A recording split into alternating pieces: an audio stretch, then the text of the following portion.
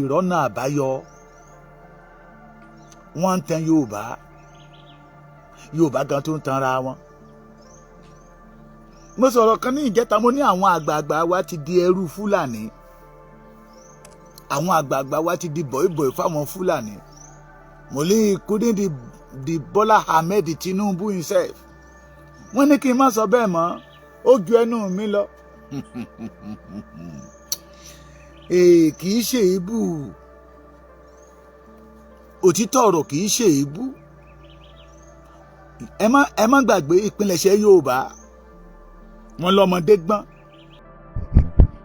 ẹ káàbọ̀ sí orí ìkànnì. ẹ wo, ẹ jẹ́ ká farabalẹ̀ ṣe rí fídíò sẹ́ẹ̀ wò lọ yìí. a máa play fún yín níbi tí wọ́n ti tú pẹ̀rẹ̀pẹ̀rẹ̀ àṣírí gbogbo bó ṣe ń lọ pátápátá. ẹ ti mọ̀ wípé táwọn ò bá ti rí báyà wa kì í sọ.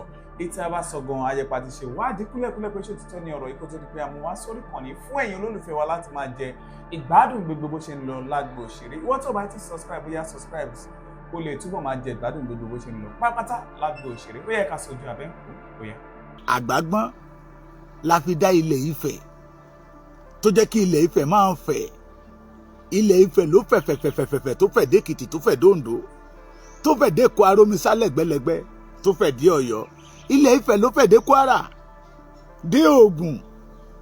Ilẹ̀ Ifẹ̀ ni torí pé àwọn àgbà jọ̀wọ́n àná, ọmọdé amúmọ̀ràn wá, àgbà amúmọ̀ràn wá, wọn á tún papọ̀, á dódíndí. Torí ọwọ́ ọmọdé ò tó pẹpẹ, ìran tàgbàlagbà gan ò wọ́ kèrègbè. ìyẹn ni pé ohun tí àgbà rí ọmọdé lè má rí. bẹ́ẹ̀ dẹ̀ rí ẹ̀yin àgbà tòde òní náà lẹ sọ pé eworo ìwòyí ló mẹ́sẹ̀ eworo ìwòyí tọ̀ lórí àpáta. ṣé bí Yorùbá ó ṣe máa bá lọ rèé? wọ́n ń tàn wá tó ń tanra wa. olórí àrùn nìkan máa tàn èèyàn kí ènìyàn gan fún ara ẹ̀ tó máa tanra ẹ̀. mo kí yín pé ẹ kú ojúmọ́.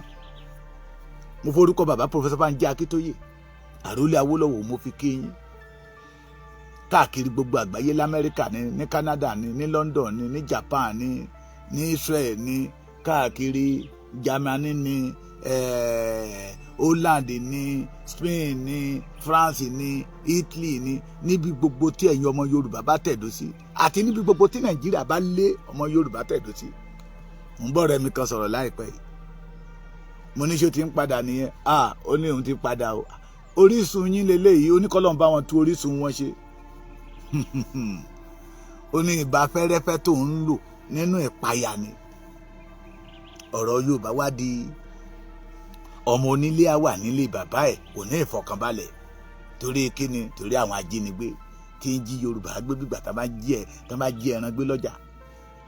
mo kí yín lórúkọ Kàkàkí Olódùmarè, Aníyìkáyé, ògidì ọmọ, ojúlówó ọmọ Yorùbá, Àrẹ̀mọ Olódùmarè, olóyè Chief Sunday ọmọ Adéyẹmọ Ìgbòho Osha, tó filé àtọ̀nà ẹ̀ ńlẹ̀ nítorí Yorùbá, tó dẹ̀ dúró pé ìran Yorùbá gbẹ́dọ̀ nísinmi, pé a máa wí títí etí gbogbo ọmọ Yorùbá ó fi là ní. wọ́n parọ́ mọ́, wọ́n ṣèké mọ́, wọ́n ló ti jọyìn òṣèlú, ó ti ń gbowó òṣèlú. wèrè kan tiẹ̀ jáde láti ilẹ̀ Haúsá, olórí burúkú Muhammadu ni àbí Muhammadu Sanusi, Emir Kano, wèrè ọmọ àlè ọmọ ìrankíran. mo ní ó gba 50 billion. mo ní olóyè 50 billion ní bàbá Èkìtì. ó yẹ kó ti yé yín géèmù tán play tán fi gbé àwọn bàbá wa ṣubú, òun náà tún fẹ́ play géèmù tán play lánàá tán fi sọ àwọn bàbá wa di ọ̀tá wa. òun náà tún fẹ́ play pé bàbá Èkìtì 50 billion ṣé 50 billion wá jẹ́ kí ọmọ kékeré owó ni. he should come out and bring the evidence. pé wọ́n fẹ́ yà wá kó lọ́nà bí tá a wà ní. wọ́n ti ń wọ̀nà àti panánà, wọn ò rí ọ̀nà àti panánà. wọ́n ń wá gbogbo ọ̀nà láti panánà, wọn ò rí. pé tán bá mú ọ̀rọ̀ owó wá pé ó ti gbowó ní. but àwọn dìndìnrín ọmọ Yorùbá kan gbàgbọ́ pé Sunday Igboho ti gba 50 billion. bàbá Akíntóyè ti gba ṣe 6 trillion náà ní bàbá gbà nígbà ayé Dúpẹ́ Onítìrí, pé bàbá ti gba 6 trillion. àwọn ọmọ náà, àwọn ọmọ táǹtàn táwọn gan tó ń tan àbẹ́là. mo kí yín lórúkọ Kàkàkí Olódùmarè o, àgbàrá kì í fòkòtò eré ayé yín ò ní fòyín rò. Ẹ mọ̀ lọ rí ẹ mọ̀ bọ̀ rí kọ́ ìkéjò lọ́nà agara ìdólódùmarè agara ò ní dá yín. Ẹ ní ráre ẹ ní pasán ẹ ní pàdánù o, ẹ ní mú òṣì ẹ ní jẹ̀kóró. Ẹja máa bá wọn sọ títa ríro ni ẹ̀yin àgbà Yorùbá ní à ń kọlà. Ẹni tó bá jiná tán ti dẹwà tán ló tó bá jiná ní dẹwà ní doge. Títa ríro là ń kọlà. Tó bá jiná tán ní dẹwà ní doge. Bàbá mi Abíọ́dún Habe ó tọ́jọ́ mẹ́ta ẹ̀dẹ̀ fi bàbá Èkìtì ilẹ̀ ókè o ẹ ní ṣubú dànù o. Tí ó bá tẹ́wà yẹn bá jiná tán ní dẹwà ní doge. Ṣé rí ìkáwọ́ òdẹ ní àwọn àgbájọ wọn àná tó ní làákàyè pé ìkáwọ́ ò lásọ̀ tẹ́nitẹ́ni. Náà fi máa ń sọ wípé gbẹ̀dẹ̀ bí ogún ìyá kókó bí ogún bàbá. Ohun tó bá yẹ ni tó bá yọ ohun la fi ń yọ ohun làwọn bàbá wa fi sọ wípé èpo ẹ̀pà ó jọ pọ̀ sí ẹ̀ẹ́rí. A ti wà nílé ara wa à ń fọrùn yín. Ní alẹ́ àná ní nǹkan bíi 9 o'clock wọ́n pè mí pé wọ́n ti tún wọlé sí Èkìtì wọ́n ti kún Kogi bìbà.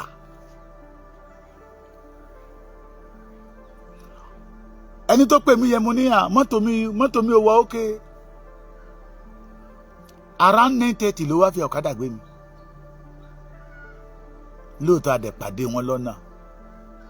Confident táwa ọmọ onílùú òní àwọn ni. Confidence táwa ò lè fi rìn lórí ilẹ̀ wa làwọn fi ń rìn. Àrà tó wù wọ́n làwọn ń dá. Torí kíni? They are the owner of the Nigeria. Ẹ mọ̀ pé ohun tẹ́nìyàn bá bọ́rò a máa ṣe jẹ́jẹ́jẹ́ ni.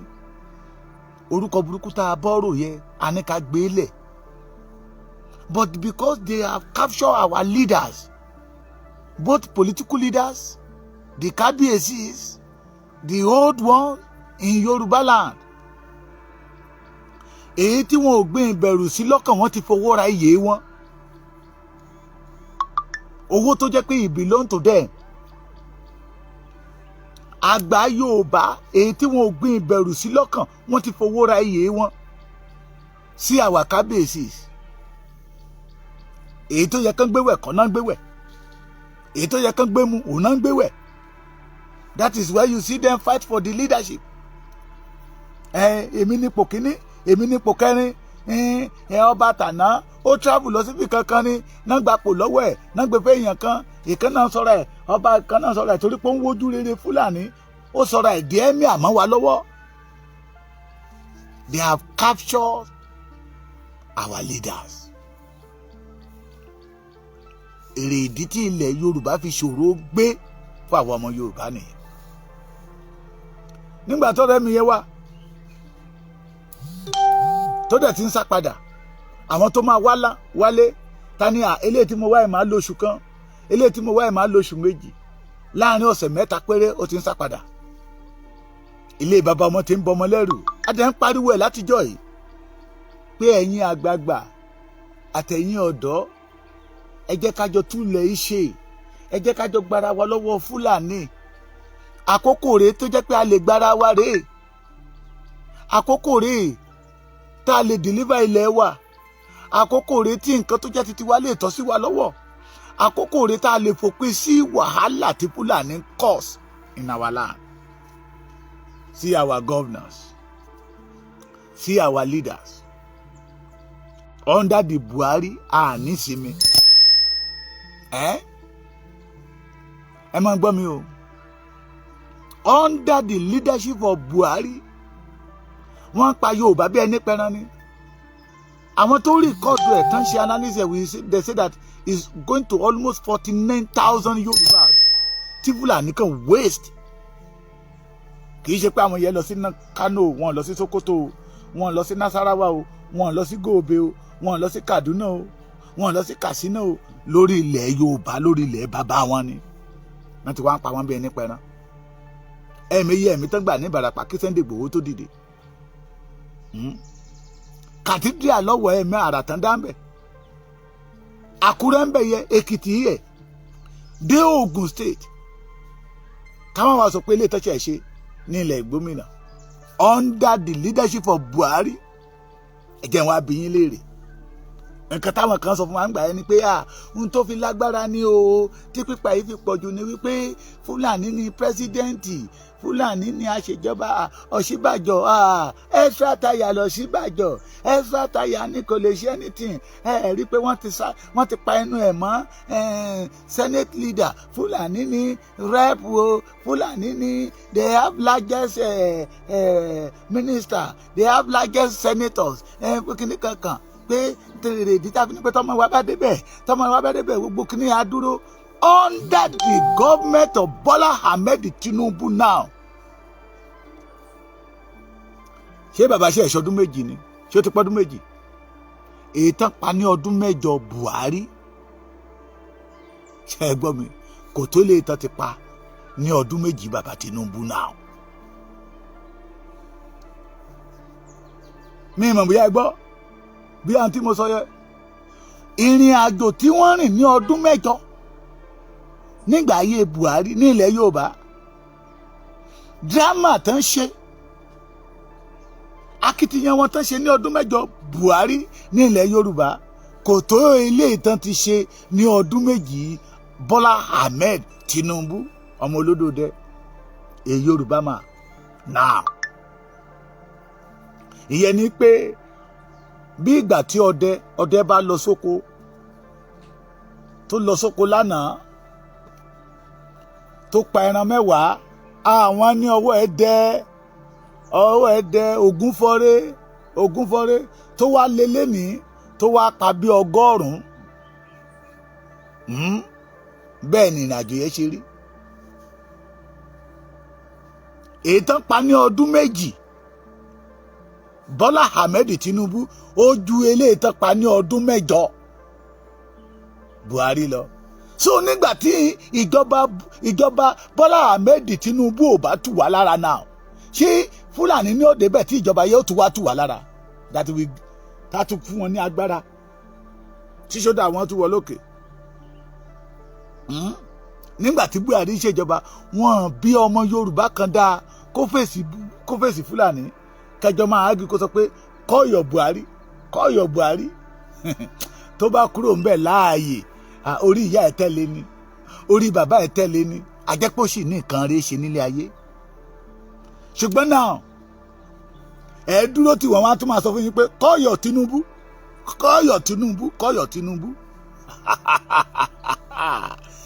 ẹ dúró tí wọ́n ẹ jọ máa sọ̀rọ̀ wọ́n á máa sọ fún ẹ pé kọ́yọ̀ Tinubu ìyẹn ni pé Tinubu ò jẹ́ nǹkan kan lójú wọn wọ́n wọlé Yorùbá àwọn gómìnà wa tún wá ojú rere wọn ni àti ìgbọ́rí pé wọ́n ń ṣe security meetings ní north wọ́n pe àwọn ọmọ Yorùbá bẹ̀ àti ìgbọ́rí pé wọ́n ń ṣe security meeting ní ilẹ̀ Ìgbò wọ́n pe ọmọ Yorùbá bẹ̀ ṣùgbọ́n ní tó máa ń ṣe security meeting ní Èkìtì níbà yìí wọ́n á ní kán lọ pé sẹ́ríkì Fúlàní ní Èkìtì àjòkó Yorùbá ọmọ sọ ètò ààbò ọ̀nà tá máa gbà dáàbò bo ara wọn wọ́n mọ̀ sọ lójú ọ̀tá tí ń pa wọ́n ká lè mọ level of ìbẹ̀rù tí wọ́n ti gbé sí ọkàn àwọn leaders wa. Ìbéèrè mi rèé I love Bọ́lá Ahmed Tinubu dáadáa ó kàn jẹ́ pé elérò púpọ̀ ni wọ́n lè mọ èmi ṣùgbọ́n àmọ́ra wa ní Sùúrùlérè lẹ́kọ̀ọ́ dáadáa láyé ìgbà tán contest fún Senate. Ìbéèrè mi rèé tí mo dẹ̀ fẹ́ kí gbogbo àwọn ojúlówó ọmọ Yorùbá kájọ wò ó. Some will say that ẹ kórìíra Tinubu ni ọ̀rọ̀ ilé ti kọjá ìkórìíra. Now we are safe because we love only one person. 1,000 Yorùbá dẹ̀ ń ṣègbè lọ ó dẹ̀ ń lọ ráìráì. Ìbéèrè mi rèé torí mo sọ ń gbà yẹn lọ́hùn wípé ta ló sọ fún yín pé ìjọba Tinubu máa tu ìran Yorùbá lára ta ló sọ fún yín pé ìjọba Tinubu ló máa fòpin sí pípa tán pa ìran Yorùbá? Tẹ́ bá rántí ìbéèrè tí mo béèrè yẹn, bàbá mi Kúnlé Ṣítù, you are welcome sir. Àgbàrá yìí fò kòtò rí ayé yìí ò ní fòye rò. That is the ìbéèrè tí mo béèrè pé okay o à ń pariwo ń sìn ngbàyà àwọn ọba wa tẹ̀ ń sọ wípé Buhari ò fún wọn láàyè tó bá ti gbọ́ pé àwọn ọba Yorùbá ló ń bọ̀, wọn à ní ṣí géètì fún wọn, wọn à ní fún wọn lórí ọ̀fẹ́ àti wọlé. Àrọ́bà tó sọ wípé odidi ọ̀sẹ̀ méjì ló ń lò nínú géètì Aso Rock, tó jẹ́ pé táwọn bá ti dáwọ́ alẹ́ báyìí wọ́n á tún lọ sùn sóòtẹ́ẹ̀lì, wọ́n á tún padà lọ láàárọ̀ tí wọ́n jẹ́ kó ń rí Buhari. Okay, Tinubu ti wà ń bẹ̀ẹ́ sí, ṣé àwọn ọba wa ò lórí ọ̀fẹ́ àti lọ rí bàbá Tinubu ni? Wọ́n ń lọ, tara wọn náà ń lọ fún. Ni mo fi sọ pé the love of the Yorubas kò sí nínú ọ̀pọ̀lọpọ̀ the majority of leaders we have in Yoruba now. Kò sí. Ìbéèrè mi tí mo ní mo fẹ́ béèrè, orí báyìí bó ṣe rí nígbà ìjọba Bọ́lá Ahmed Tinubu, Jagaba olódòdè aṣíwájú, orí bó ṣe rí fún ìran Yorùbá. Tí Bọ́lá Ahmed Tinubu bá wá kúrò ńbẹ̀, bó ni ó ṣe rí? Ìjọba ọmọ títí wa ò rọ̀ wá lọ́rùn. Ṣé ìjọba Fúlàní ni ó wá rọ̀ wá lọ́rùn, tí wọ́n ń wá ọ̀nà láti gba ẹ̀tọ́ wa lọ́wọ́ wa? And the Fulani will never betray themselves. Ọ̀nà kan yẹn náà ni gbogbo wọn roko sí, bí ilẹ̀ Yorùbá ṣe máa di títí wọn. Ọ̀nà kan yẹn náà roko sí. Ẹ lọ wádìí láti gba ayé Buhari nígbà ministry. Ọ̀nà kan yẹn náà ni gbogbo wọn roko sí. Tó bá jẹ́ pé ọmọ Yorùbá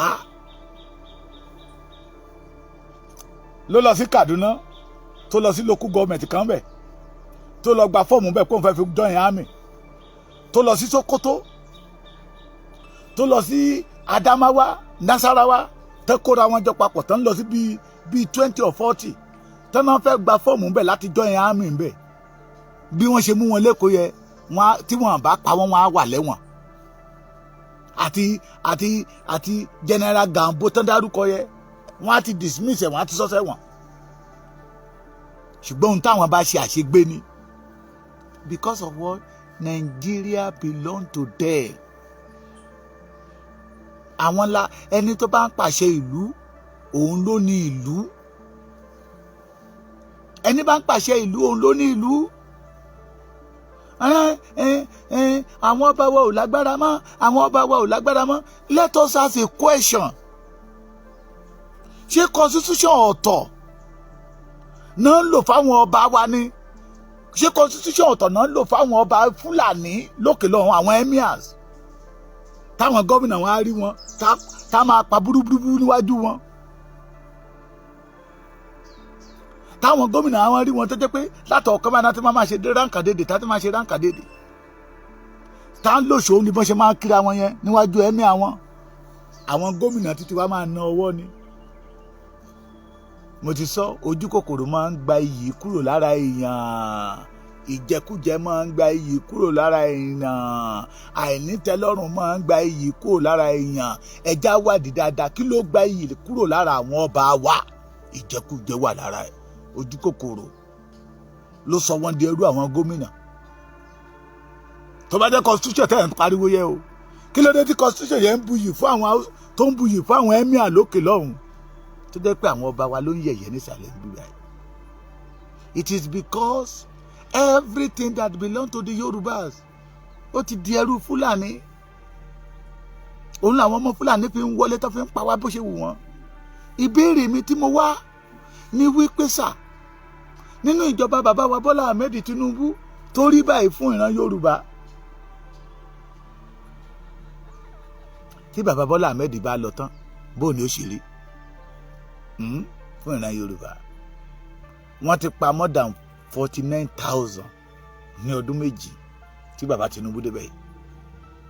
Wọ́n kàn rẹwà bí gbà tí ènìyàn bá rẹ́ lánàá. kọ́dún mẹ́rin tó pé ńkọ́ mélòó náà ti pa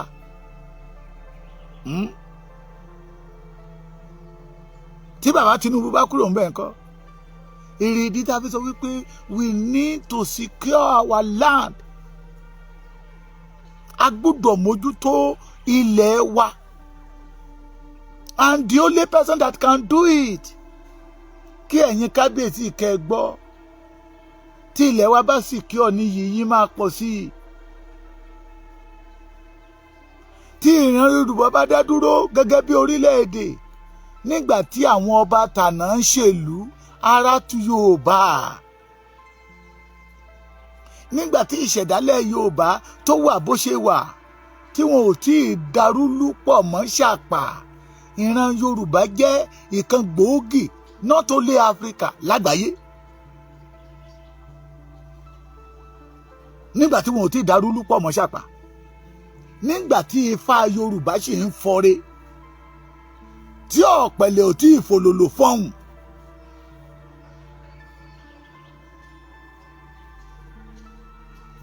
Yorùbá jẹ́ ìkan gbòógì not only black race entire the world. Mi ò sọ pé Ifá ń parọ́ o, mo ti sọ́nà ọ̀rọ̀ mi rí, bóyá àwọn tó gbé Ifá dání ló ń parọ́ ni, bóyá Ifá dẹ̀rẹ̀, bóyá Ifá gan ti fi ilẹ̀ Yorùbá lẹ̀ tá a mọ̀, tó jẹ́ pé fèkì Ifá lókù tó wà ń ta.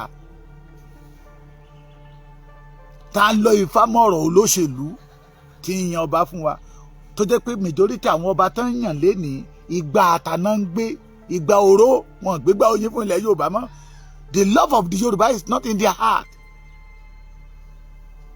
The love of the Yorùbá is not in their heart.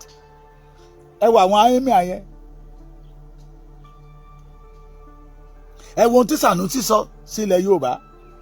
Ẹ wo ohun tí Sultan Sokoto sọ sí ilẹ̀ Yorùbá. Ẹ̀mí àkànnà wà ní Ìlọrin. Ẹ wo ohun tó sọ sí ilẹ̀ Yorùbá. Ẹ̀mí Ìlọrin dìídì gba odidi, ó dìídì ń fi ìyà jẹ ọba Jẹ́bà, torí pé bàbá yẹn sọ pé orísun òun ilẹ̀ Yorùbá ni, àwọn òun ṣe Fúlàní. Ẹ wo punishment tán fún pé òun ò fẹ́ gbé adélẹ̀ kan wé òṣùká ọ̀ràn lé òun lórí. Ẹ wo ohun tójú bàbá yẹn rí. That is why we say that we need to secure our land, kí ohun gbogbo lè bọ́ sípò fún wa. Àti gbádùn nílẹ̀ yìí rí, ó ti dìtàn. Yorùbá ti jẹ́ number 1 ní black race rí, ó ti dìtàn. Yorùbá ti yá Great Britain lówó rí, ó ti dìtàn. Yorùbá ti ní ìbáṣepọ̀ pẹ̀lú Israel, ó ti dìtàn. Yorùbá a ní tẹlifíṣàn pẹ̀lú France, ó ti dìtàn. Àwọn ìtàn yẹn kí ló dé tá a lè máa continue ẹ̀ kó máa lọ sókè ká máa tẹ̀síwájú sí? Kí ló dé tá a fi dúró lójú kan bí omi adágún? It is because wọ́n ti gba ògo wa dànù lọ́wọ́ wa. Wọ́n wá dá ìran Yorùbá dúró sójú kan. Tá a bá ń tanra wa, tá a bá ń tàn wá, tá a bá tanra wa, olórí àrùn ni. If the Yorùbá still remain in Nigeria, ẹ gbàgbé ẹ̀, a lè rí mú, torí pé wọn ò ní jẹ́ ká rí mú. Ògo yẹ wọn ò ní jẹ́ ká rí lò. Èrèdí tá a fi sọ pé ẹja gbára wa, ká gbálẹ̀ wa. Mo máa ń sọ ti pẹ́ pé all these leaders in religion, I don't think God sent them. I'm sorry to use that language. Not all of them o. A rí àwọn bàbá kọ̀ọ̀kan bí bàbá wa Adébáyọ̀,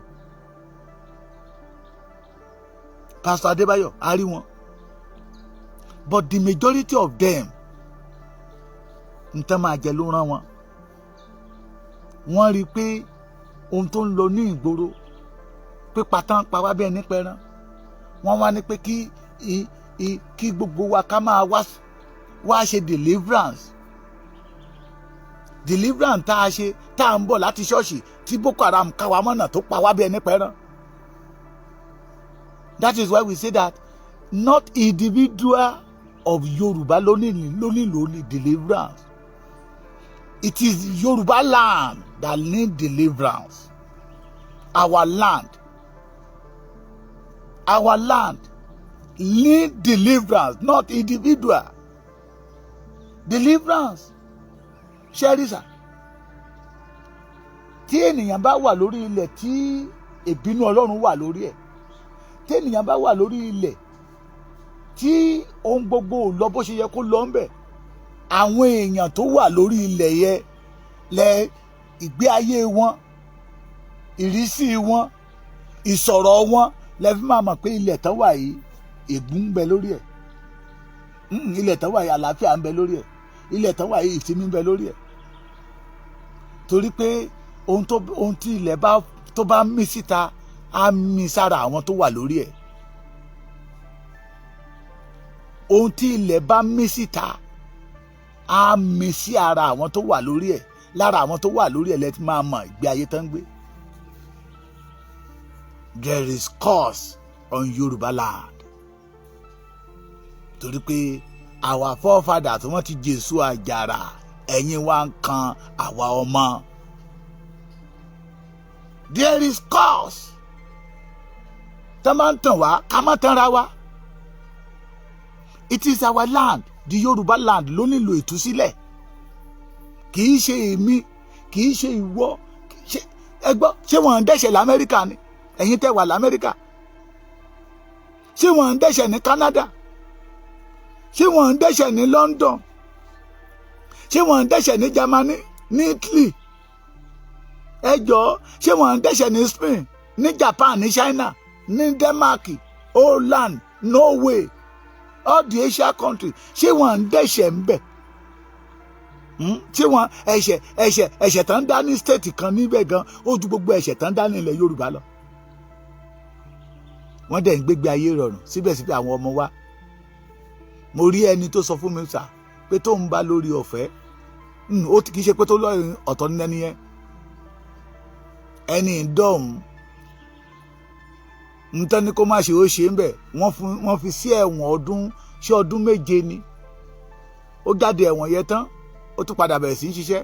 Nígbà tán gbà tó wálé ló jẹ́ káwa mọ̀ pé àwọn ẹni tó bá ẹlẹ́wọ̀n ń gbowó oṣù lọ́hùn. Pé ìkejì ẹ̀ wá sọ pé ó sàn kóun ṣẹ̀wọ̀n ní ìlú òyìnbó jù kóun ṣẹ̀wọ̀n ní.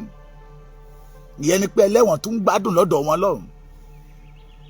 Adẹ̀lá wà ní ilẹ̀ tó ń ṣàn fún wàrà tó ń ṣàn fún oyin. Ẹwẹ̀ ẹ̀yin míì nínú àpáta ẹ̀gẹ́lẹ̀ ń wò yìí, àwọn tí ó ṣẹ̀ wú àwọn eléyìí ni. Ó ṣẹ̀ wú àwọn eléyìí. A wà nínú ilẹ̀ tó ń ṣàn fún wàrà àti fún oyin, à ń gbégbé ayé ìpọ́njú. It is because curse is on our land. We need to deliver our land. Tí ilẹ̀ wa tó bá ti bọ́ kò nínú ìgbèkùn Fúlàní, ohun tí ilẹ̀ Yorùbá yìí jẹ wọ́n fún ilẹ̀ Yorùbá. Ní ojoojúmọ́ náà ń ta ẹ̀jẹ̀ aláìṣẹ̀ sí ilẹ̀ Yorùbá. That is why we are called for total freedom for the Yorùbá race. Ilẹ̀ wa ló nílò òmìnira ilẹ̀ wa. Èrè ìdí tá a fi sọ wípé èèyàn kan tó kájú ẹ̀, òun náà ní Sunday ọmọ Adéyẹmọ Igboho Osha.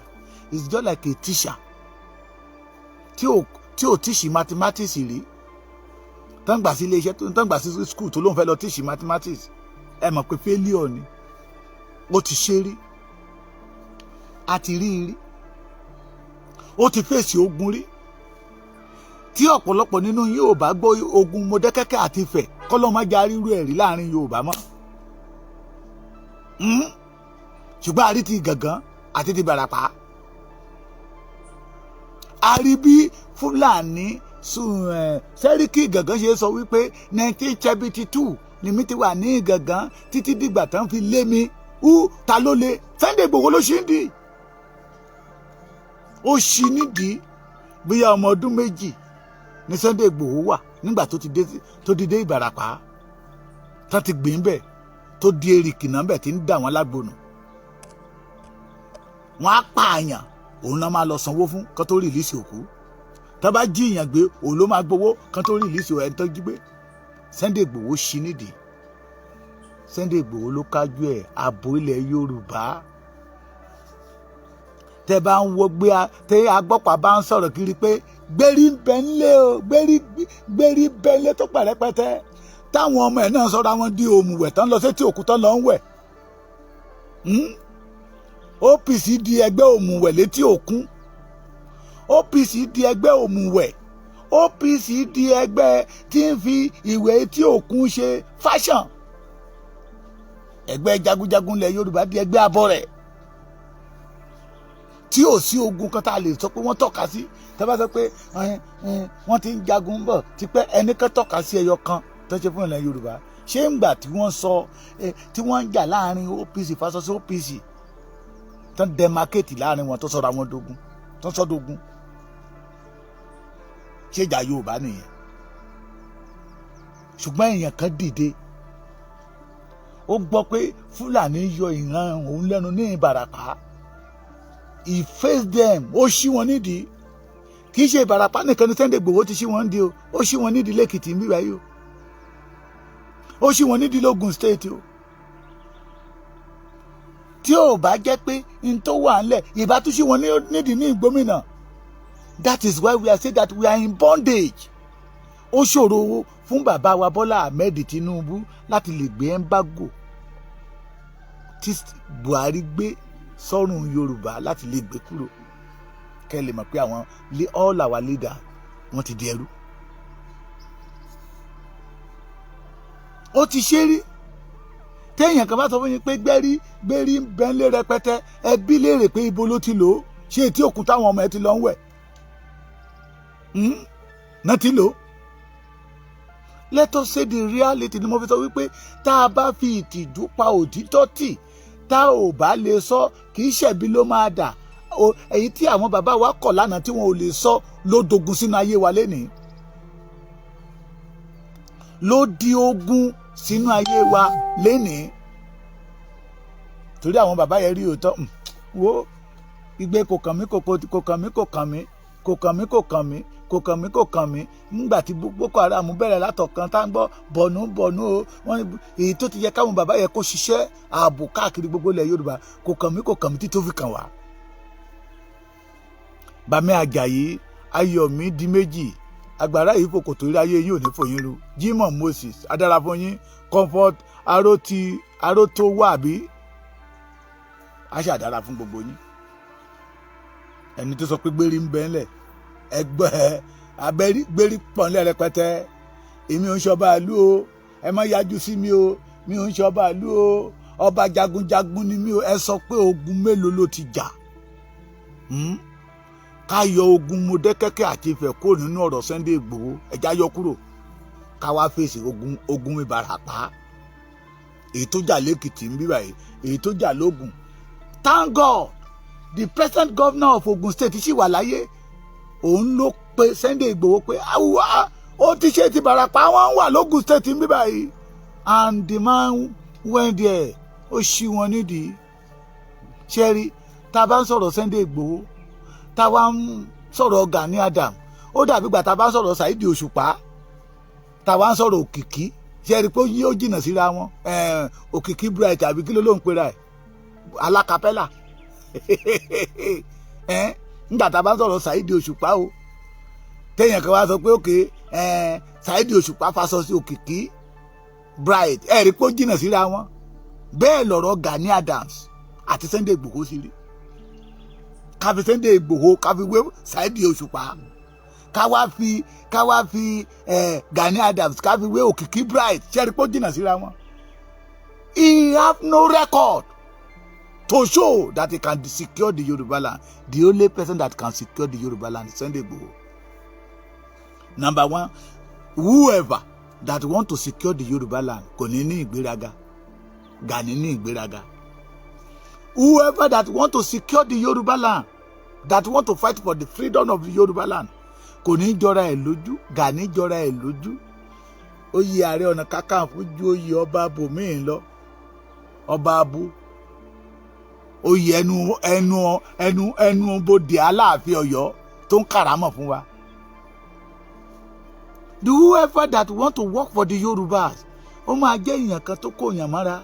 Kì í ṣe ẹni tó máa sọ wípé Bọ́lá Ahmed Tinubu ó ní àwọn ikọ̀ tó fi ń pààyàn kiri.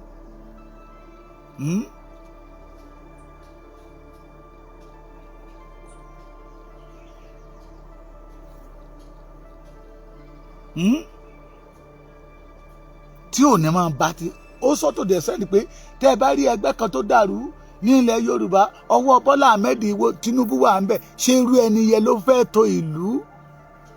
Sunday Igboho make a mistake abuse Ọọ̀ni of Ifẹ̀ ó lọ bẹ̀ ó lọ fẹnu nulẹ̀ pé kó tó lọ ló ti sọ fún wa pé ẹ má bú àwọn ọba yẹn mọ́ àwọn ló gbé òun àfàwọn ọ̀tá wálẹ̀. Á dáa fún ẹ bàbá mi wọ́n ní jagunjagun yàtọ̀ sí jánujánu ẹni tó lè tá a ti rí pé ó ṣe rí ẹni tó lọ sójú ogun tó bọ̀ náà ń pè ní jagunjagun ẹni tó lọ sójú ogun tó bọ̀ náà ń pè ní jagunjagun ẹni tí ò jagun rí tó jẹ́ pé agbádá white ló ń wọ̀ káàkiri tán sọ́ra wọn di òmùwẹ̀ létí òkun nígbà táwa wà lẹ́kọ̀ọ́ àwọn láyé Rájí Rasaki àwọn ṣọ́ọ̀ṣì aláṣọ funfun Kérúbù and Séráfù Sẹ̀lẹ̀ àtàwọn pásítọ̀ kan tán takú sétí òkun Rájí Rasaki ló ń lé wọn bẹ̀ ni ló ń lé wọn bẹ̀ ni. Ẹgbẹ́ jagunjagun lẹ̀ Yorùbá àtọ́ba jagunjagun lẹ̀ Yorùbá ti di òun náà ti ń ṣòdodo fáwọn ọmọ lẹ́yìn ẹ̀ ẹ lọ wo fídíò ẹ̀ dáadáa. I don't want to promote rubbish. Ẹni tó ti jagun rí tó ti ṣe rí tó ti fèsì Fúlàní tó ti ṣí nídìí Mákindé kò fẹ́ kí Sunday Igboho lọ. The majority of Yoruba people they did not support it. Ikúdé àwọn ọba Ìgàngán sọ pé ń gbà yẹn lọ́run pé kí Sunday Igboho má wá but ọmọlọ́mọ sọ wípé no òun ò lè fojú ńlẹ̀ ó lọ pé ohun tó bá máa ṣẹlẹ̀ kó ṣẹlẹ̀. That is what we call jagunjagun. Orú ènìyàn bẹ́ẹ̀ yẹn ló lè ṣe kíni ló lè secure ilẹ̀ Yorùbá. We need our security. We need to secure the Yoruba land. We need to have our own total freedom. That is the only way out. Torí nínú ìjọba ọmọ Yorùbá one of the Yoruba leaders náà ń pa wá bí ẹni pẹran yìí o. Ẹ mọ̀ pé kì í ṣe oyè ìdílé tẹ́ bá kọ̀ tẹ́ bá ní ẹ̀ ní fi Nàìjíríà lẹ̀ kì í ṣe oyè ìdílé tó bá yọ Tinubu á kúrò ńbẹ̀ tí Tinubu bá kúrò ńbẹ̀ kí ló máa jẹ́ faith Yorùbá. Wọ́n á kàn máa láìní wa ni wọ́n á máa dúbò àbọ̀n ṣe ń dúbò wọn nínú igbó yẹn. Mo gbà mí wọ́n á dédé rù wá lọ sí 3rd Mainland Bridge wọ́n á sọ wá sómi because we refuse to do the right thing. Because we know the right thing to do, we fail to do it. Because we refuse to do the right thing. Ẹ má pè mí fóònù yẹn ni mo fi ń ṣe program lọ́wọ́ fóònù kejì yẹn ti ní kọ́má. Because we refuse to do the right thing.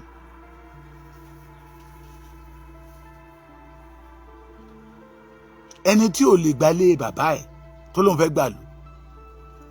Ẹni tí ò lè jà fún ara ẹ̀ tó lóun fẹ́ jà fún ìlú. Tán bá ń tàn wá ẹ má jẹ́ àtànra wa. Sunday Igboho kájú ẹ̀. Àwọn OPC Afẹ́nifẹ́re OPC Frederick Fasheun New Era Reform Àgbẹ̀kọ̀yà they are ready to support. They see Sunday Igboho as a humble person. Pé kì í ṣe ebi kì í ṣe pé ó fi Yorùbá ń wá owó kiri. Ọmọ ìyẹn wa ṣe akíní kan gbèrígbèrí wá jáde síta ọ̀gá wọn the achievement àwọn tó ń béèrè achievement Gani Adams achievement wọn rèé almost 120 acres of land ló ti rà létí òkun. Ṣé n tán ní kí jagunjagun wá ṣe nìyẹn tó bá rà tán nígbà tó bá bẹ̀rẹ̀ sí ń tà tí atẹ́gùn ẹ̀ ò fẹ́ sẹ́yìn ọmọ ẹ̀ gba ẹlẹ́ṣẹ̀ máa mọ̀ pé nǹkan tí ò dá ti bàyìn. Anybody can acquire whatever you like, but you know you call yourself a warrior for the Yoruba land. We need to act like a warrior. Bàbá mi ṣe fẹ́ kó sórí ní ètò ni. You need to act like a warrior. Torí odò ń gbá rèrè wa lọ. Don't let us deceive ourselves. We need Sunday Igboho. Lẹ́yìn Ọlọ́run, lẹ́yìn àwọn kábíyèsí wa tí mo mọ̀ pé wọ́n máa jí.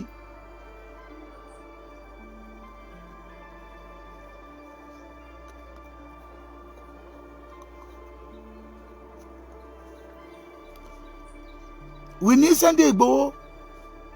Mo rántí ìgbà tí èmi ni mo pè pé kábíyèsí Adélukan báyìí nígbà tá a bá wọn ọba bẹ̀ sọ̀rọ̀. Ìfúnṣẹ́ gan wọ́n ní ká pa kámẹ́rà pé wọ́n lè bá wa sọ̀rọ̀ pé Fúlàní àrà tó wù wọ́n náà dẹ̀ ń dáńbẹ̀sà pé population ìlú mẹ́rẹ̀ẹ̀rin tí à ń wò ìsà population màálù tó wà ń bẹ ojú tàwọn ọmọ ìlú lọ pé ọ̀pọ̀lọpọ̀ nínú àwọn tí ń pé wọ́n mọ̀ kàn fẹ́ kógun jà wọ́n ni wọ́n ti ń kúrò nínú ìlú yẹn. Ó ní báwo la ṣe lè dé ìlú yẹn ní tó béèrè lọ́wọ́ mi yẹn ní ọjọ́ yẹn lọ́hùn. Mo ní báyìí wọ́n láwọn ti débẹ̀ rí. Later sir ṣé kí n pe máa nọ́mbà àtẹ máa pè sí 08064993262 08064993262 after program torí nọ́mbà yẹn gangan ni mo fi ṣe program lọ́wọ́ sà.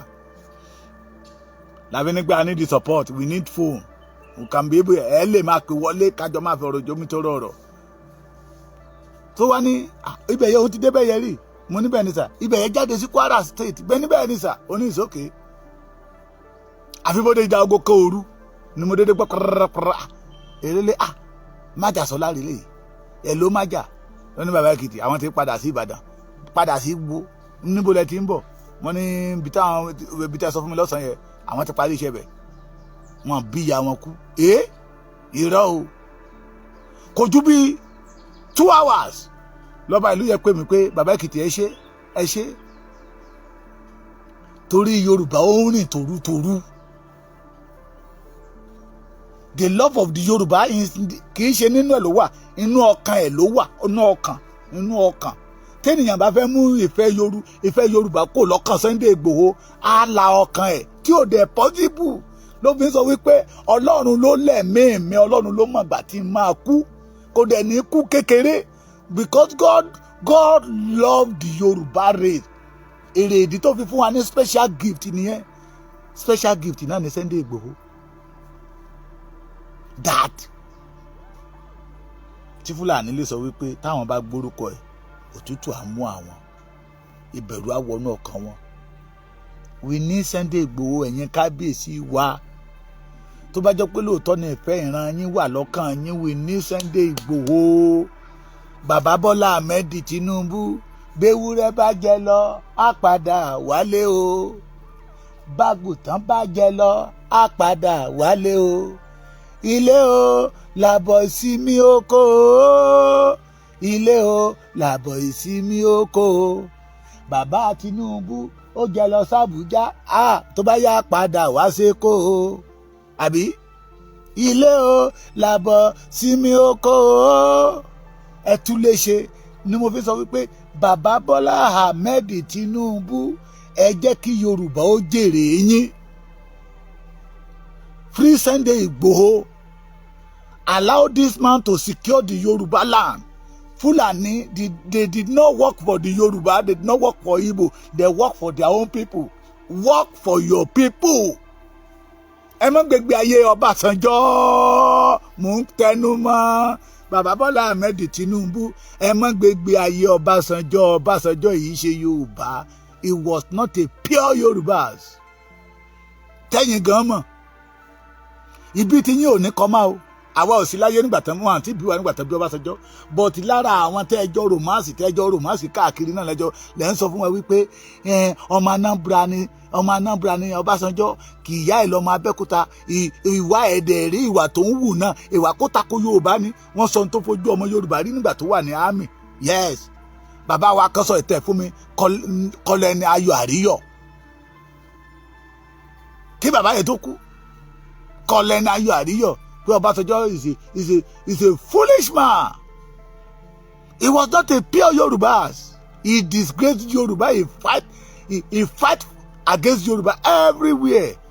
Ẹ má gbégbé ayé Ọbásanjọ́ ẹ jẹ́ kí Yorùbá ó jèrè yín.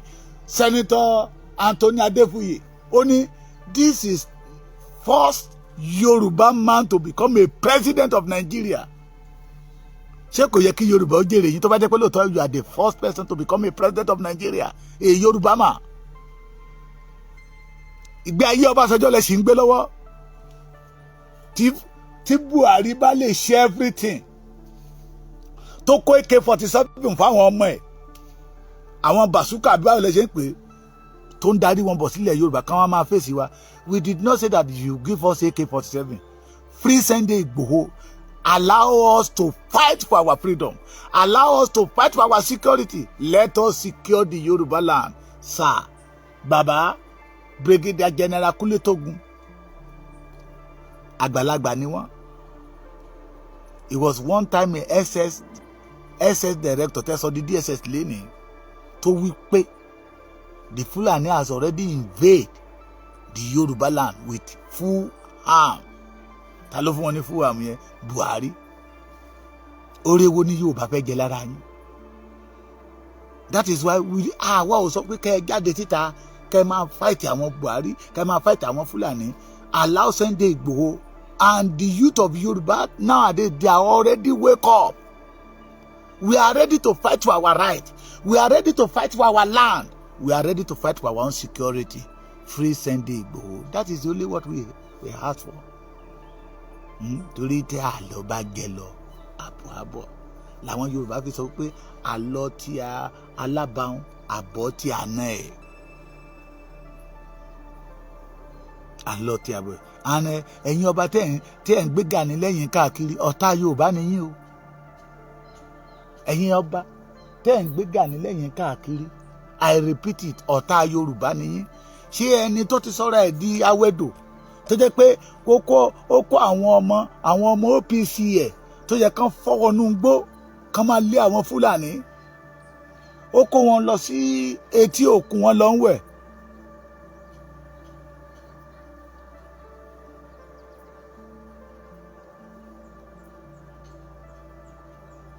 Ó kó wọn lọ sétí òkun.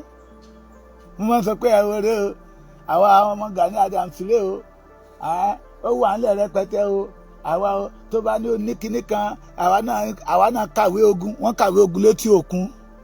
Tó bá ló níwèrè àwa náà kàwé ogun o. Ṣé etí òkun, ṣé inú òkun náà ti fẹ́ lọ máa fáìtì Fúlàní? Ṣé etí òkun náà ti fẹ́ lọ secure Yorùbá? Ọlọ́run wọ́n ń tan Yorùbá dẹ̀ ń tanra ẹ̀. Wọ́n ń tàn wá, àwa náà dẹ̀ ń tanra wa. Ṣé etí òkun ló ti fẹ́ fáìtì Fúlàní? Rárá mi àìsí ìgbàdé ṣe dáadáa fún yín, ojú òní tìyín. Ṣé etí òkun ni? Let him show the record. Wọ́n lè pàtàn Gani fáwa. A tún mọ àwọn bàbá tó mọ nígbà tí Gani wá betrayed bàbá Frederick Fashion. Mọ́tò rẹ́dì lòun àti Dúpọ̀ ní tìrí gbé wá. He have no record. Ó ti pẹ́ táwọn ti ń jà ìjà agbára bọ̀. Mo ní fídíò kan píṣọ̀ kan lé níbi tó kiri ó ti mu tó ti nanú tó nà kó síta báyìí nígbà tó ń da àárín OPC ìlú ni. Sunday Igboho have a record tí everybody mọ̀ tó ṣèkì gbogbo ilẹ̀ Yorùbá. Ẹ máa káàkiri ká máa béèrè àwọn èèyàn tẹ́ bá ń béèrè Gani Adams, wọ́n á bi yín léèrè pé ta ló ń jẹ́ bẹ́ẹ̀, ta ló ń jẹ́ Gani Adams. Tẹ́ bá béèrè lọ́wọ́ èèyàn bíi méjì bíi mẹ́ta nínú mẹ́wàá tẹ́ bá fi béèrè mẹ́sàn-án àbọ̀ máa sọ fún yín pé Sunday Igboho akọni ọmọ ni. Àìmọye àwọn tó máa pè mí gbọ́ bàbá Èkìtì ẹjọ́ ọmọ nídìí nǹkan bá ìmọ̀ ni ọ̀gá yín ò dẹ̀ ń ṣe èèyàn báyìí o. Sunday Igboho onínúure ni àmọ́ ní téèyàn ò bá ní èèyàn ò lè fi tọrẹ ọ. Ẹ jẹ́ kájọ pọ̀wọ́pọ̀ kájọ gba ilẹ̀ wa kó nínú ìgbèkùn tá a wà.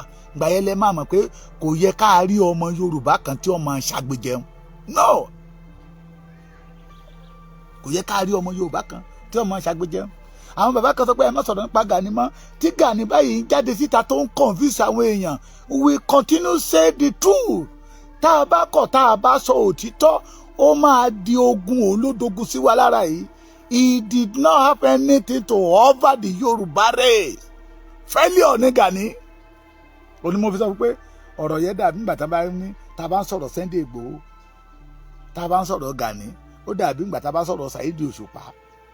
Orí tó tóbi yẹ orin ló wà ń bẹ̀.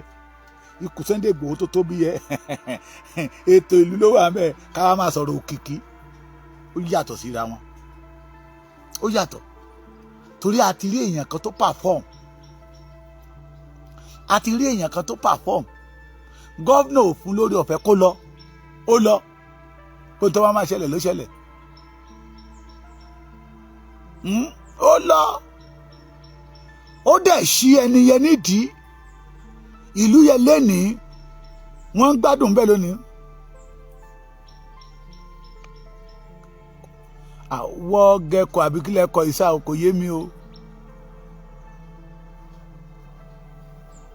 ó lọ ṣí ń di Sunday Igboho was ṣe 53 nàbí 54 bí ọmọ ọdún méjì ní Sunday Igboho jẹ́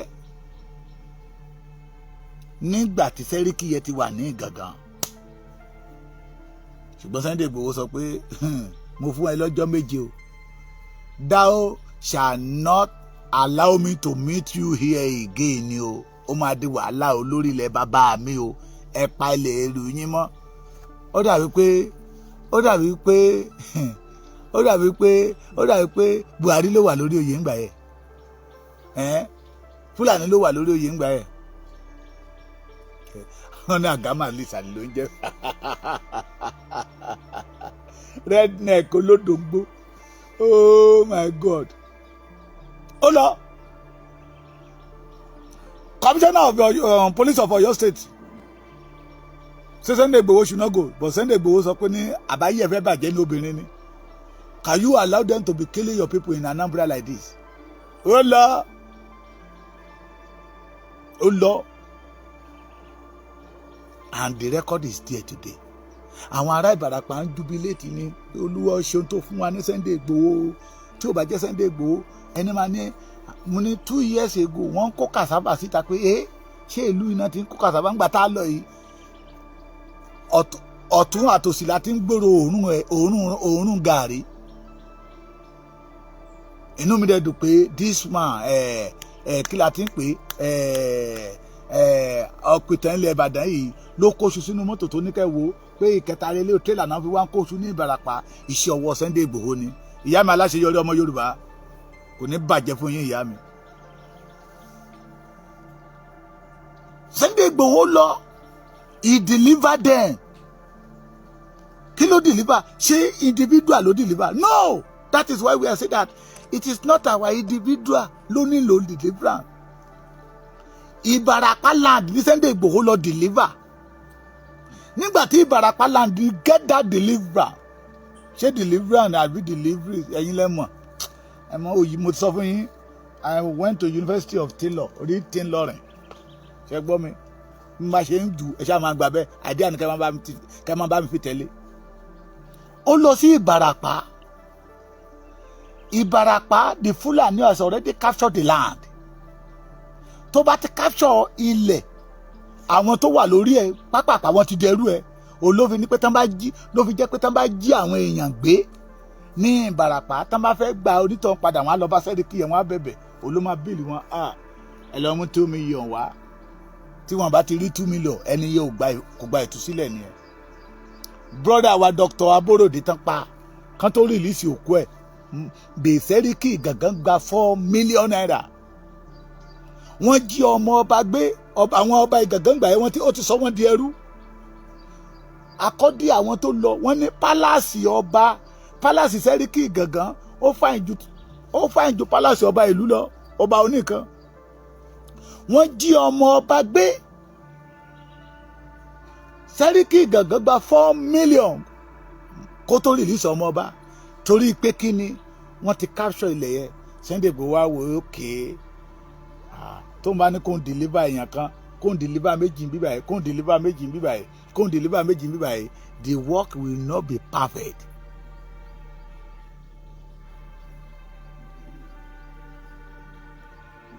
ẹ má fi òyìnbó ó ní kí n má wo òyìnbó pé lámi ló lè yá mi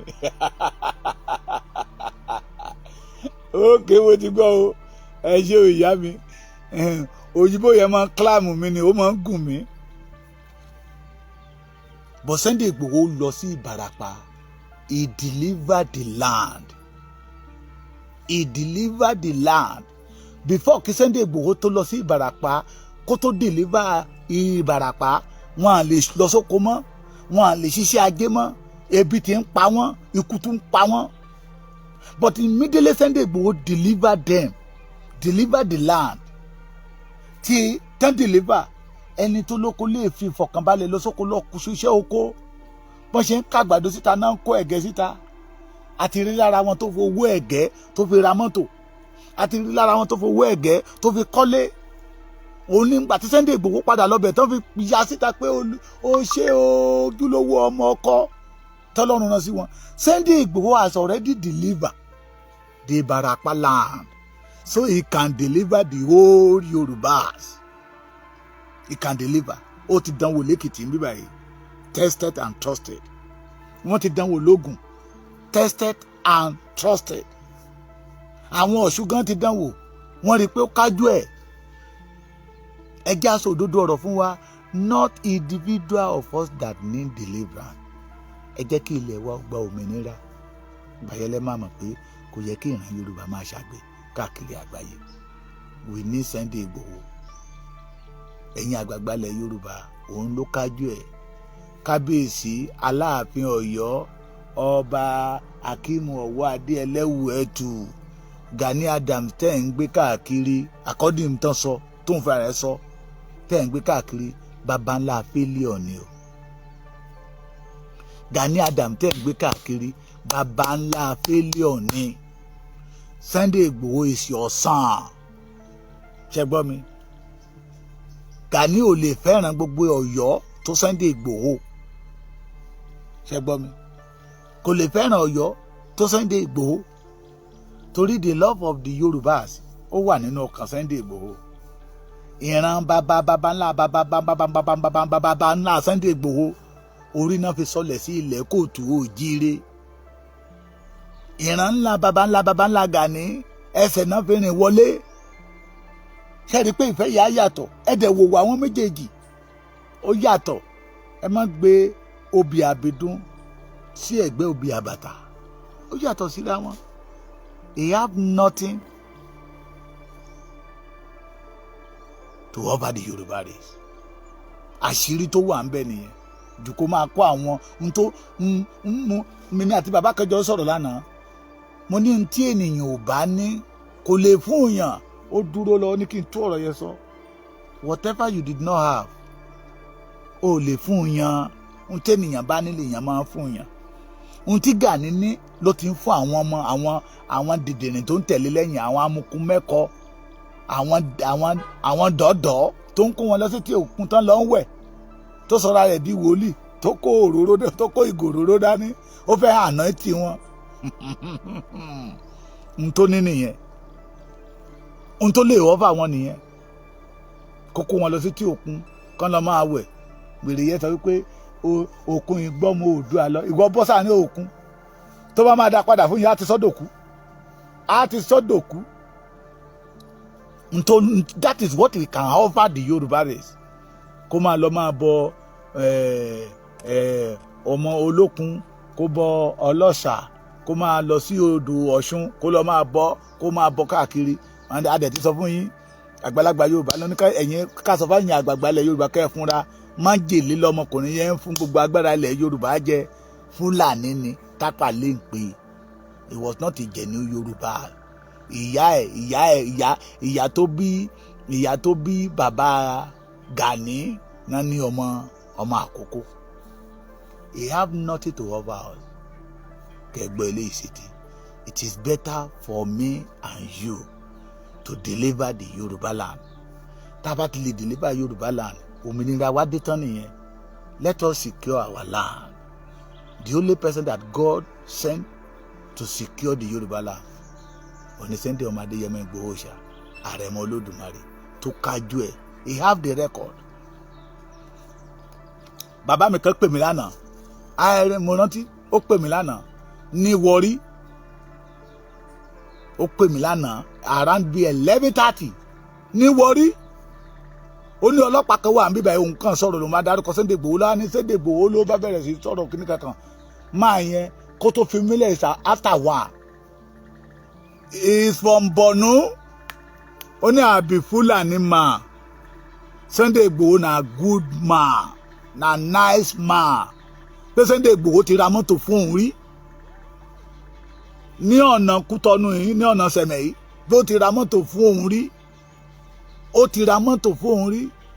Pé ohun tó ń rí nínú ẹni pé kò ń fẹ́ kí ìwọ̀sí ó ta bá àwọn ọmọ Yorùbá pé àwọn ọlọ́pàá lòun wọ́n post síbẹ̀ yẹn ni ó ní next year ló máa rìtáyà ọ̀gá ọlọ́pàá ni òun àtẹ̀gbọ́n yẹn jọ wà papọ̀ ni pé he loved Yorùbá pé not about Yorùbá nation that make Sunday Igboho love the Yorùbá people. Fúlàní ló ń sọ yẹn fún mi lánàá ó ní Borno lòun ti wá pé the love of the Yorùbá ti wà lónú ẹ̀ ti pẹ́ so ó kájú ẹ̀ he have a record he can do it. Mo lè fọwọ́ Sunday Igboho sọyà pé kò lè disappoint Yorùbá but Gani á kó wa sọ́dọ̀ àwọn Fúlàní wọn á pa bẹ́tẹ̀ sí wa ṣé ẹni tán sọ wípé àwọn ará bíbá ti dé àkókò sáyẹ tí ò lọ́bẹ̀ mítì tó ṣe lọ́jọ́ Tuesday ẹni bó ṣe ń fọ́ǹbù gbérí bẹ́ńlì rẹpẹtẹ káàrí nǹkan tó fi ṣe. It's a failure. It is better ká má tanra wa mọ́ tán bá ń tàn wá káwa gan má tanra wa ṣe gbọ́ mi káwa fi sọ pé parọ́ oníyì ẹ̀tẹ́ ní máa ń gbẹ̀yìn ẹ̀ òun lè sì kí Yorùbá òun lọ́mọ ogun bìbà ọmọ ogun bìbà wo ló ní fake ìlú méje lẹ́kìtì mi báyìí ó ti di 9 náà tó sọ pé tán bá gbọ́ OPC Gani lọ́dọ̀ wọ́n wọgbó kí á làwọn ọmọ yẹn sọ̀rẹ́ndà pé bàbá ibi tẹ́ bá ti ní ká lọ náà yá ẹ lọ́jọ́ yẹn àwọn bàbá Èkìtì ká dọmọ ẹ̀yìn Sunday Igboho pápápá kí á náà mórúkọ lẹ̀ àwa ní àlè gbà wọ́n sá kán lọ́ máa bá Gani wọn àwọn yẹn ní kẹjọ ibi tí kábíyèsí bá ti ní kán lọ làwọn lọ adélu kan security àwọn ọba ìlú yẹn ọba yẹn kó wọn lé wa lọ́wọ́ ni pé níjọ́ tí Sunday Igboho bá ti rẹ́dì àwọn rèé they are prepared for Sunday Igboho sá àwọn ọmọ Yorùbá some obas wọn àfẹ́ tanra wọn mọ́ so bàbá Aláàfin Ọ̀yọ́ ọmọ alágbádá ẹlẹ́wù ẹ̀tù Gani tẹ̀ ń gbé kiri lẹ́yìn is failure.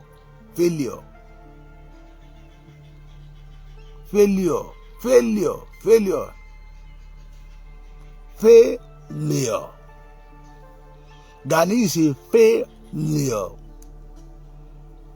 Ṣẹgbọ́n he have no record tó lè mú ká fọwọ́ ẹ̀ sọ̀yà. Gani is a betrayer. He betrayed Baba Dr. Frederick Fashion. He pieces OPC. Àwọn UPO àbí ṣé UPO ní tó wà nílùú òyìnbó ó ti fowó bá wọn jẹ́ àwọn yẹn náà tún pè mí. Owó ni ó ti fi wọn bá wọn jẹ́. So Gani cannot deliver us. Let us see the reality. Ẹjọ́ ẹ̀yin ọmọ Yorùbá ẹjẹ́ àjọ máa pariwo ẹ̀ síta títa ríro là ń kọlà tó bá jiná tán ní dẹwà ní doge ìrìn àjò sí òmìnira kì í ṣe ìrìn àjò tó rọrùn ìrìn àjò sí òmìnira these Nigeria people wọ́n ti kọ́ńkà àwọn leaders wa wọ́n ti sọ wọ́n di ojo wọ́n ti sọ wọ́n di mùmú àwa la máa dá wọn gbà lọ́wọ́ wọn that we told them that we can do it kì í ṣe nǹkan tó rọrùn mo kí yín lẹ́ẹ̀kan sí pé ènìyàn á san wá o àní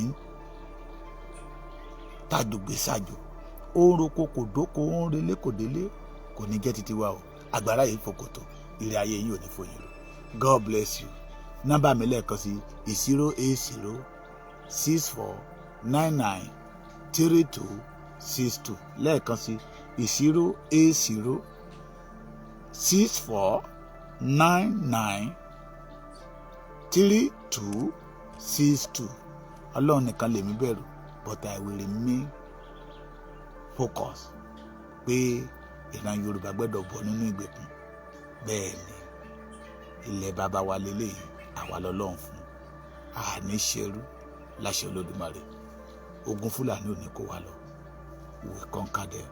This is time for us to flush them out of our land. God bless you. Thank you very much.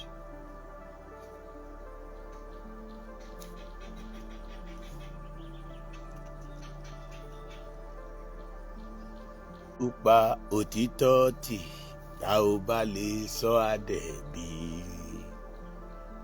Àní tójú bá ṣèpín ayọ̀ àfihàn ojú kó lè máa pé kò dáa. Bójú bá ṣèpín ayọ̀ àfihàn ojú kó lè máa pé kò dáa. Bá a bá fi ìtìjú pa òtítọ́ tì, ẹni bí ọmọ yìí ṣe máa ń sọ lójoojúmọ́ ni. Bá ò bá lè sọ àdẹ̀bí, ẹ̀yin ìyá mi àtẹ̀yin bàbá mi, gbogbo ẹ̀yin ojúlówó ọmọ Yorùbá, ọmọ kóòtù òjíire, ẹ̀yin lẹ sọ pé tójú bá ṣepin àmọ́ yọ káfí wọn ojú ni kí ojú bá lè mọ̀ pé ohun tó ń ṣe ò dáa. Kí ló dé tí òtítọ́ dọ́jà tó kùtà tó fi jẹ́ pé irọ́ lọ́wọ́ owó lọ́wọ́ là ń rèké? Níbo la fẹ́ bá eléyìí já? Òtítọ́ táwọn bàbá wa ò lè sọ láyé ijọ́ òun àná ló dogun sínú ayé àwa ọmọ lónìí. Kárí ká wí kó bàa lè dáàbò bo ìran kóòtù òjíire táwọn bàbá wa gbójú kúrò ńbẹ̀, òun ló dọ̀ràn sí wa nígbà lẹ́nìí. Òtítọ́ dẹ̀ rèé, a máa rìn bí ìgbà tátẹ́gùn bá rìn ni. Adẹ̀gbẹ́dọ̀ sọ tó bá jẹ́ pé lóòótọ́ àti lódodo ní ìran Yorùbá fẹ́ nísinmi. A lè máa bá lọ báyìí, bọ́n bá ń tàn wá ká má tanra wa. Ṣẹ̀rẹ́ ẹni tán máa ń tàn títún tanra ẹ̀, olórí àrùn ni. Bàbá mi Suleiman Dauda, you are welcome from Gabon. Ẹ kéré oko délé, àjọ jèrè ilẹ̀ Yorùbá ni. Ẹni tán bá ń tàn tí ń tanra ẹ̀, àwọn àgbà Yorùbá sọ wípé olórí àrùn ni. Ṣé rí àrùn tó tètè pààyàn ni pé kán máa tàn yàn kéèyàn tó máa tanra ẹ̀. Ṣùgbọ́n tán bá ń tàn mí tí mi ì bá tanra mi, n ó tètè. Ẹ wo, a ò ní rí jù báyìí lọ, ó bá tún ṣe ń lọ báyìí, a máa bù yín gbọ́ lọ́lọ́kan òjọ̀kan. Ó dàbọ̀.